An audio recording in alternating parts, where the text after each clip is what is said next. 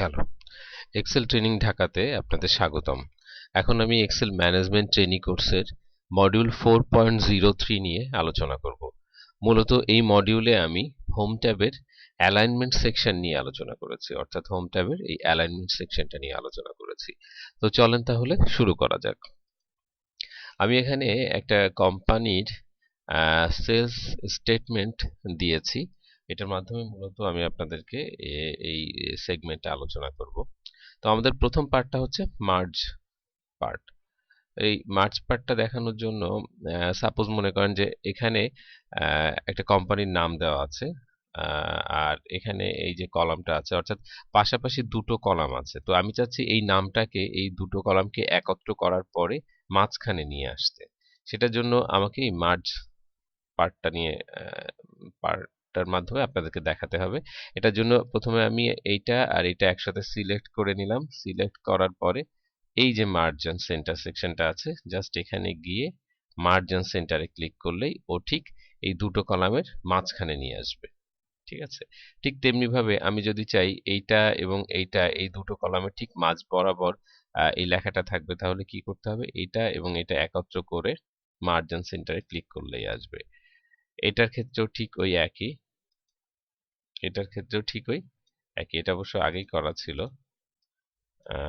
হ্যাঁ, এই তো এখন একটা জিনিস খেয়াল করেন, আমি কিন্তু যে কাজটা করলাম সেটা হচ্ছে যে সবগুলি সেলকে একটা একটা একটা করে দুটো কলাম একত্র করলাম, কলাম একত্র করলাম, এরকম ভাবে চারটা কাজ করলাম। এই কাজটাকে কিন্তু আমি আরেকটু সংক্ষেপে করে নিতে পারি। সেটা হচ্ছে, আমি একটু আগের অবস্থায় ফিরে যাই। সেটা হচ্ছে আমি সবগুলি একত্রকে ধরবো, ধরার পরে মানে একত্রে সিলেক্ট করব, করার পরে এই ইলিপস বাটনে ক্লিক করে মার্জ অ্যাক্রসে যদি আমি ক্লিক করি, তাহলে ওরা ঠিক ওই একই অবস্থায় চলে যাবে। দেখেন, এটা কিন্তু প্রত্যেকে মার্জ হয়ে গিয়েছে, মার্জ হয়ে গিয়েছে। ঠিক আছে, এখন শুধু কি করবেন, জাস্ট এই যে সেন্টার যে অ্যালাইনমেন্টটা আছে এটাতে ক্লিক করলেই ওই আমি প্রথম যেভাবে দেখিয়েছিলাম সেই অবস্থায় চলে যাবে। তখন আর আপনাকে, যদি এমন হয়ে থাকে যে অনেকগুলি কলাম বা সেল একত্রে এই একই কাজ করতে হবে, তখন আর ওই একটা একটা করে আপনাকে কাজ করার দরকার নেই। এখানে ঢুকে সরাসরি মার্জ অ্যাক্রসে দিলেই হচ্ছে। এনিওয়ে, আমি একটু আবার আগের অবস্থায় ফিরে যাচ্ছি। ফিরে গিয়ে আমি এখন পরের যে টুলসটা আছে সেটা হচ্ছে মার্জ সেলটা আপনাদেরকে দেখাবো। আমি প্রথম দেখিয়েছিলাম মার্জ সেন্টার, আমি এখন দেখাবো মার্জ সেল। আচ্ছা, এটার ক্ষেত্রে একটু আনমার্জ করে দেই, আনমার্জ করে দেই, আনমার্জ করে দেই। যেটা বলছিলাম, এখন যদি আমি এটা এই দুটোকে একত্র করি এবং এই টুলসটা ব্যবহার করি মার্জ সেল, তাহলে কি হবে? জাস্ট দুটো সেলকে একত্র করে নিল, ও কিন্তু সেন্টারিং করলো না। আচ্ছা, যদি এমন হয় যে সবগুলি একত্রে সিলেক্ট করলাম, আনডু করে নিই একটু, হ্যাঁ, যদি সবগুলিকে একত্র করে আমি যদি এটাতে ক্লিক করি, তাহলে কি হবে? দেখেন, যে ভ্যালুটা আসছে সেটা সে বলছে যে প্রথম যে ভ্যালুটা আছে তোমার, সেই শুধু সেই ভ্যালুটাই কিন্তু আমি মার্চ করব। বাদ বাকি যে সমস্ত কলাম বা যে সমস্ত রোয়ে যে ভ্যালু আছে, হাউস নাম্বার 55 বা সেলস স্টেটমেন্ট বা এই লেখাটা, এই কোনোটাই লেখা থাকবে না, শুধুমাত্র এবিসি কোম্পানি লেখাটা থাকবে। তো তুমি সরি, তো তুমি কি এটা করতে চাচ্ছ? আপনি যদি ওকে বলেন, তাহলে কি হবে? শুধু এই লেখাটাই থাকবে এবং বাদ বাকি সম্পূর্ণ যে সেলগুলি আপনি ধরেছিলেন সব সেলগুলিকে সে মার্জ করে নিল এবং আদার্স যে লেখাগুলি ছিল সেগুলি সে ডিলিট করে দিল। তো এই মার্জটা যখন আপনি করবেন, অবশ্যই আপনাকে চিন্তা করে দেখতে হবে যে কতটুকু ভ্যালু আপনি মার্জ করবেন বা কিভাবে আপনি মার্জটা করবেন। তো এই ধরনের ক্ষেত্রে সাধারণত আমরা যে জিনিসটা ব্যবহার করে থাকি সেটা হচ্ছে এই 2 নাম্বার যে সেকশন, মার্জ অ্যাক্রস। এটা করলে হয় কি যে কোনো ভ্যালুই মিসিং হয় না, কিন্তু মার্জের কাজটা ঠিকই হয়ে যাচ্ছে। এরপরে আপনি অ্যালাইনমেন্টটা সেন্টারে দিতে পারেন, রাইটে দিতে পারেন, হ্যাঁ, যেটা খুশি আপনার ঠিক সেভাবে আপনি দিতে পারেন। আচ্ছা, এটাকে একটু আনডু করে আমি আগের অবস্থায় চলে আসলাম। এখনো মার্জ আছে, এই মার্জটা খুলে গিয়েছে। এখন আমি আপনাদেরকে শর্টকাট টেকনিকের মাধ্যমে এটা দেখিয়ে দিচ্ছি, কারণ আমি ডান পাশে কিছু শর্টকাট দিয়ে রেখেছি। সবগুলিকে দেখানো সম্ভব হবে না, একটা দুটো দেখাবো, তার মাধ্যমে হবে কি খুব সহজে বাদ বাকিটা আপনি নিজেই করতে পারছেন। তো দেখেন, এটাকে যদি আমি, এটাই এই মার্জান সেল অর্থাৎ মার্জান সেন্টার, এটাকে যদি আমি ব্যবহার করতে চাই শর্টকাট টেকনিকের মাধ্যমে, তাহলে আমি কি করব? খুব সিম্পল, জাস্ট দুটো সেলকে একত্রে ধরবো, ধরার পরে অল্টার এইচ, আসার পরে ও আপনাকে দেখিয়ে দিচ্ছে, এই হিন্টস গুলা দিচ্ছে। যেহেতু আপনি মার্জিন সেন্টার এটাকে ইউজ করতে যাচ্ছেন, জাস্ট কিছুই না, এবার অল্টার এম চাপ দিলে এই মার্জিন সেন্টার চলে আসলো। এরপরে কি করতে হবে, জাস্ট সি তে চাপ দেন, দেখেন মার্জিন সেন্টারের কাজটা হয়ে গেল। আমি জাস্ট এখানে সেটাই দেখিয়েছি যে alter H M C use করার মাধ্যমে আপনি ঠিক মাঝখানে চলে আসতে বলেন। আবার যদি এটা এমন হয়ে থাকে যে আপনি সবগুলিকে একত্রে মার্জ অ্যাক্রস করতে যাচ্ছেন, তাহলে কি করবেন, alter H M A, just এগুলিকে একত্রে ধরবেন, তারপর অল্টার এইচ এম এ, দেখেন সবগুলি হয়ে গেল। পাশাপাশি এখন যদি আপনি মিডলে নিয়ে আসতে চান, অর্থাৎ সেন্টারিং পজিশনে, তাহলে কি অ্যালাইনমেন্ট সেন্টারে থাকা অবস্থায় alter H A C, alter H A C, দেখেন ও কিন্তু আপনার এই শর্টকাটটাও একত্রে ব্যবহার হয়ে গেল, অল্টার এইচ এ সি। এরকম ভাবে আপনি শর্টকাট গুলিকে ব্যবহার করতে পারেন। আমি একটু আনডু করে দেই এগুলিকে বাদ বাকি দেখানোর জন্য। আচ্ছা, এখন আমরা অ্যালাইনমেন্ট নিয়ে আলোচনা করব। অ্যালাইনমেন্ট, অ্যালাইনমেন্টে আসলে কি কাজে লাগে আমি একটু একটু উদাহরণ দিয়েছি অলরেডি, ফাঁকে ফাঁকে বোধহয় বুঝতে পেরেছেন। তারপরে দেখাচ্ছি যে সাপোজ এই যে কলামটা আছে, এই কলামটার আর বা এই সেলটার ঠিক এক কর্নারে কিন্তু এই লেখাটা আছে। একটু সেলটা বড় করে দিলে অনেক কিছু বোঝা যাবে। এই সেলের ঠিক কর্নারে কিন্তু লেখাটা আছে, বাট আমি চাচ্ছি এই সেলের ঠিক মাঝ বরাবর লেখাটা নিয়ে আসতে, অর্থাৎ মাঝখানে থাকবে। তাহলে কি করব, জাস্ট সেলটা সিলেক্টেড থাকা অবস্থায় এখানে ক্লিক করলেই দেখেন মাঝখানে চলে এসেছে। ঠিক আছে। আচ্ছা, কিন্তু এটা আসলে ঠিক মিডল পজিশনে নেই, আমি চাচ্ছি ঠিক সেলের এই যে মিডল এই জায়গাটায় লেখাটা থাকবে। এই লেখাটা দেখার জন্য কি করব, জাস্ট এই যে এটা হচ্ছে মিডল অ্যালাইনমেন্ট, এখানে ক্লিক করলে মাঝখানে চলে আসবে। আপনি যদি চান যে লেখাটা ঠিক ডান কর্নারে চলে আসবে, তাহলে কি এই যে দিয়ে এটা, অর্থাৎ এটা হচ্ছে আপনার রাইট সাইড অ্যালাইনমেন্ট এবং এটা হচ্ছে বটম অ্যালাইনমেন্ট। আপনি চাচ্ছেন কি রাইট বটম কর্নার, ঠিক আছে, এটার জন্য এটা। আপনি যদি চান লেফট বটম কর্নার, তাহলে কি করতে হবে, প্রথমে এই লেফট অ্যালাইনমেন্টে যেতে হবে, আর এরপরে বটম কর্নার। যদি চান লেফট আপার কর্নার, তাহলে কি করবে, এটাতে ক্লিক করলে লেফট আপার কর্নারে চলে আসবে। এরকম ভাবে আপনি অ্যালাইনমেন্টগুলি সেট করে নিতে পারেন। এরপরে যেটা দেখাবো এটা হচ্ছে ওরিয়েন্টেশন। ওরিয়েন্টেশনটা আসলে আমি একটু ওরিয়েন্টেশনের জন্য জায়গাটা একটু বের করে আমি এই লেখাটাকে ড্রাগ করে নিই। আচ্ছা, এর ফাঁকে একটু দেখিয়ে দিই ড্রাগটা কিভাবে করে।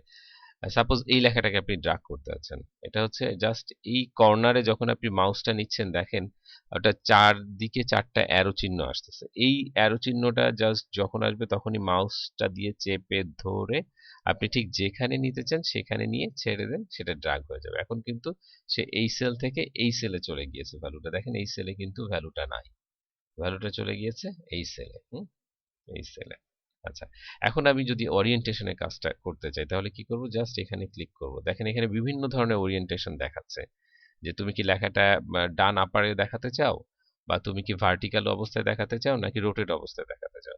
সাপোজ আমি ভার্টিক্যাল অবস্থায় যদি দেখাতে চাই, কিচ্ছু না, জাস্ট এরকম করার পরে আপনি ভার্টিক্যাল টেক্সটে ক্লিক করলেই দেখেন ওটা কিন্তু ভার্টিক্যাল পজিশনে লেখা। আমি একটু মার্জ করে দিই, মার্জ না করলে লেখাগুলি দেখা যাবে না।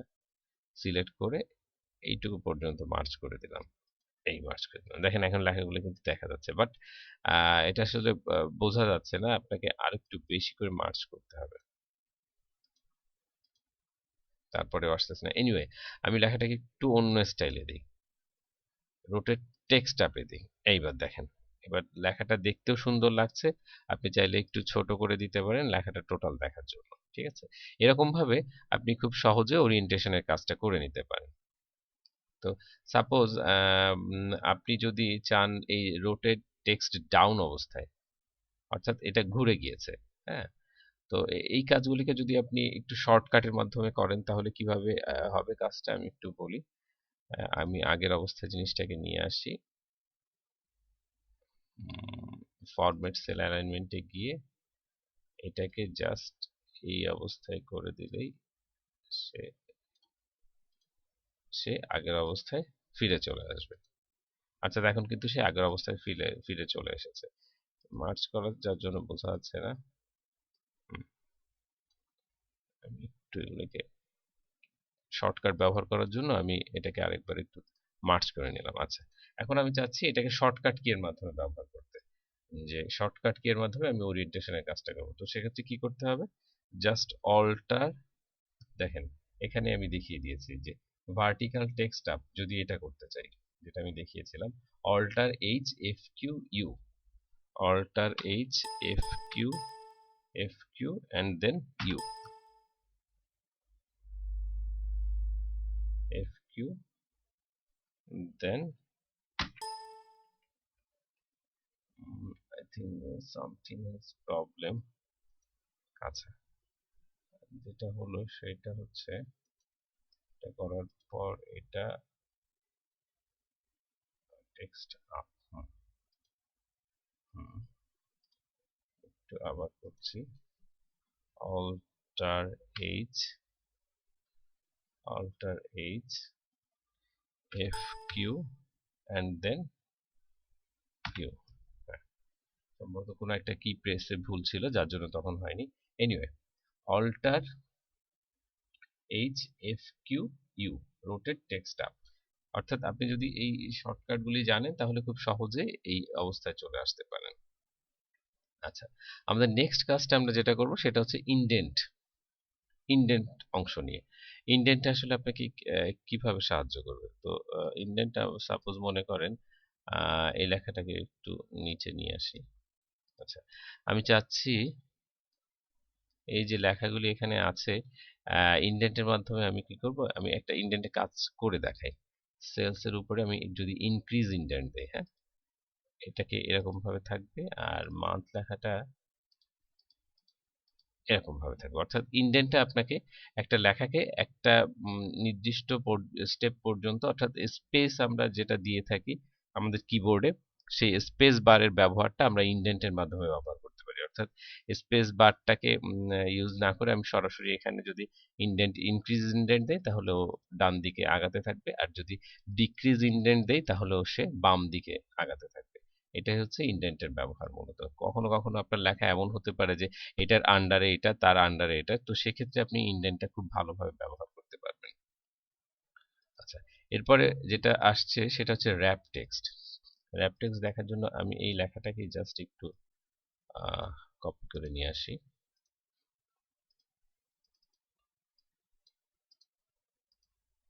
আচ্ছা, র্যাপ টেক্সট। তো দেখেন এখানে একটা জিনিস, যে আমার এই সেলের মধ্যে আমি যে লেখাটা লিখেছি সেই লেখাটা কিন্তু সেল থেকে বের হয়ে এপাশে চলে এসেছে। অর্থাৎ এই লেখাটা কিন্তু এখন আর এই সেলের মধ্যে নেই। তো যদি এই লেখাটাকে আমি শুধু এই সেলের মধ্যেই দেখতে চাই তাহলে সেই ক্ষেত্রে আমরা এই র্যাপ টেক্সট শব্দটা, র্যাপ টেক্সট টুলসটা ব্যবহার করব। অর্থাৎ আমি যে সেলটাকে র্যাপ করতে চাই সে সেলের উপরে কার্সর রাখবো এবং র্যাপ টেক্সটে ক্লিক করব। দেখেন এখন কিন্তু সে আর ডান দিকে যায়নি, এখন সে নিচের দিকে চলে এসেছে। এটার জন্য সেলটাকে জাস্ট একটু বাড়িয়ে নেব, বাড়িয়ে নিলেই দেখতে পাবো যে এখানে সম্পূর্ণভাবে লেখাটা চলে এসেছে। ঠিক আছে, অনেক সময় এমন হয় যে পাশের লেখাটা থাকার কারণে আপনার এই লেখাটা পুরোপুরি ঢেকে যাচ্ছে।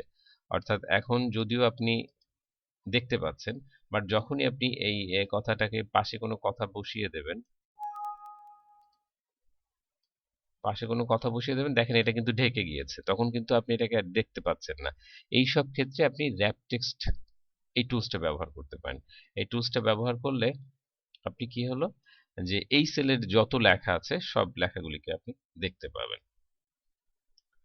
তো এতক্ষণ আমাদের সঙ্গে থাকার জন্য ধন্যবাদ।